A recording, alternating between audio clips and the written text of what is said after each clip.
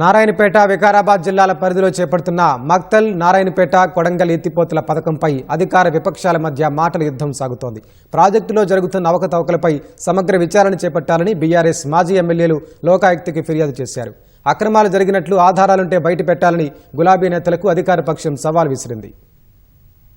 కృష్ణానది జలాల ద్వారా ఉమ్మడి మహబూబ్ నగర్, వికారాబాద్ జిల్లాలోని 1,00,000 ఎకరాలను సస్యశ్యామలం చేసే లక్ష్యంతో చేపట్టిన మక్తల్, నారాయణపేట, కొడంగల్ ఎత్తిపోతలపై కాంగ్రెస్, బీఆర్ఎస్ మధ్య మాటల తోటాలు పేలుతున్నాయి. ఎత్తిపోతల పథకం భూసేకరణలో అవకతవకలు, అధికార దుర్వినియోగం జరిగినట్లు బీఆర్ఎస్ ఆరోపిస్తోంది. ఈ మేరకు బీఆర్ఎస్ ప్రతినిధి బృందం లోకాయుక్తకు ఫిర్యాదు చేసింది. భూసేకరణ నోటిఫికేషన్లు, లబ్దిదారుల జాబితాల్లో మార్పులు సహా రెవెన్యూ, సర్వే రికార్డులను తారుమారు చేశారని మాజీ ఎమ్మెల్యేలు ఎస్ రాజేందర్ రెడ్డి, పట్నం నరేందర్ రెడ్డి, చిట్టెం రామ్మోహన్ రెడ్డి ఆరోపించారు. ఈ క్రమంలోనే నారాయణపేట కలెక్టర్ ఆర్డీఓపై లోకాయుక్తకి ఫిర్యాదు చేసినట్లు తెలిపారు. అక్రమాలను ప్రశ్నించిన రెవెన్యూ అధికారులను బదిలీ చేశారని ఫిర్యాదులో పేర్కొన్నారు. అక్రమాలపై సమగ్ర విచారణ జరిపి బాధ్యులైన అధికారులపై తగిన చర్యలు తీసుకోవాలని లోకాయుక్తకి బీఆర్ఎస్ నేతలు విజ్ఞప్తి చేశారు.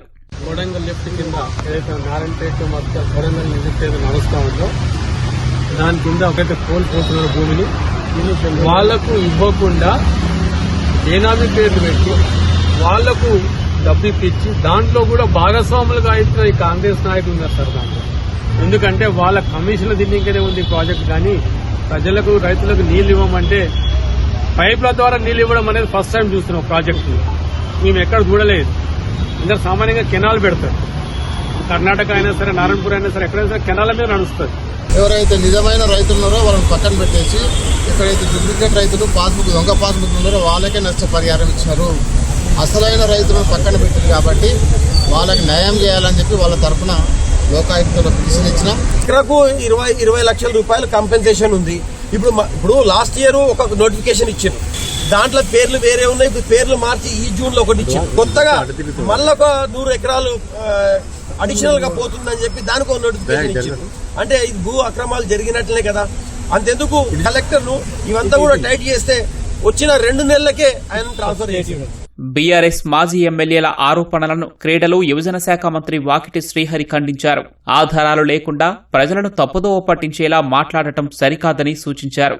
అభివృద్ది కార్యక్రమాలను అడ్డుకునేందుకు రాజకీయ దుష్ప్రచారం చేయవద్దని హితవు పలికారు. నకిలీ పాస్ పుస్తకాలు, బోగస్ పట్టాలు సృష్టించి అక్రమంగా పరిహారం చెల్లిస్తున్నారంటున్న బీఆర్ఎస్ నేతలు అందుకు సంబంధించిన ఆధారాలు ఉంటే బయట పెట్టాలని వాకిటి శ్రీహరి డిమాండ్ చేశారు. అక్రమాలు జరిగినట్లు ఆధారాలతో నిరూపిస్తే సంబంధిత అధికారులు, బాధ్యులపై కఠిన చర్యలు తీసుకోవడానికి ప్రభుత్వం వెనకాడదని శ్రీహరి స్పష్టం చేశారు. 60 ఏండ్ల కళ, ఎన్నో ప్రజా ఉద్యమాలు జరిగినాయి, పాదయాత్రలు జరిగినాయి. మక్తల్, నారాయణపేట, కొడంగల్ ఎత్తిపోతల పథకం కోసం బండ్లయాత్రలు జరిగినాయి. అన్ని పార్టీలు ముందుకొచ్చారు.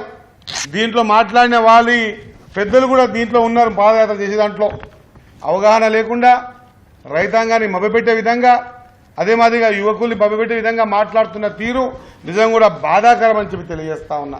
ఈరోజు రైతాంగం స్వచ్ఛందంగా ముందుకొచ్చి ఫస్ట్ ఫేజ్ లో మక్తల్కించి కాన్కుర్తి వరకు, సెకండ్ ఫేజ్ లో కాన్కుర్తికించి వికారాబాద్ వరకు రైతులంగా ముందుకొచ్చి సంతకాలు పెట్టి వాళ్ళు సొంతంగా భూములు ఇచ్చే సందర్భం చూశామంటే ఈ దేశంలో అది మక్తల్, నారాయణపేట, కొడంగల్ ఎత్తిపోతల పథకం మీ ద్వారా తెలియజేస్తా ఉన్నా. ఏదో అంటా ఉన్నారు, అవకతవకలు ప్రూఫ్ చేయండి, తప్పే ఉంది. ఈరోజు ప్రభుత్వం నిఖాసుగా ఉంది.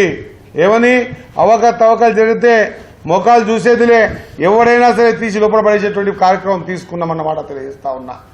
ఉత్తి మాటలు కాదు. మీకు నిజంగా కూడా సత్తువ ఉంటే, నిజంగా అవకతవకలు జరిగి ఉంటే ఏ దాంట్లో, ఏ సర్వే నెంబర్లో, ఏ భూమిలో, ఏ వ్యక్తికి అవకతవకల ద్వారా ఇచ్చామో చెప్పాల్సిన అవసరం ఉంది అని తెలియజేస్తా ఉన్నా. నాకు అనిపిస్తా ఉంది ఈ మభ్యపెట్టే విధానం చూస్తే మేము చేయలేదు కదా.